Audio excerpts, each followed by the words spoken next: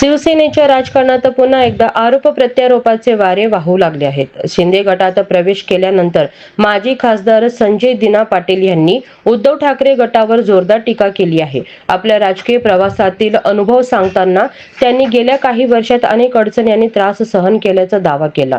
तसेच पक्षांतरानंतर त्यांना गद्दार म्हटले जात असल्याच्या प्रश्नावरही त्यांनी स्पष्ट भूमिका मांडली.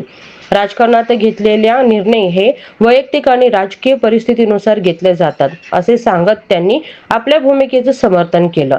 त्यांच्या या वक्तव्यानंतर शिवसेनेच्या दोन्ही गटांमध्ये पुन्हा एकदा शाब्दिक संघर्ष वाढण्याची शक्यता व्यक्त केली जात आहे. दरम्यान महाराष्ट्राच्या राजकारणात पक्षांतर, निष्ठा आणि नेतृत्व या मुद्द्यावरूनही सातत्याने चर्चा सुरू आहे. आगामी निवडणुकीच्या पार्श्वभूमीवर अशा वक्तव्यांना अधिक महत्त्व प्राप्त होत आहे.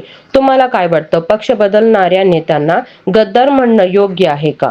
तुमचं मत कमेंटमध्ये नक्की सांगा. अधिक अपडेटसाठी HSN मराठी न्यूज चॅनलला सबस्क्राईब करा.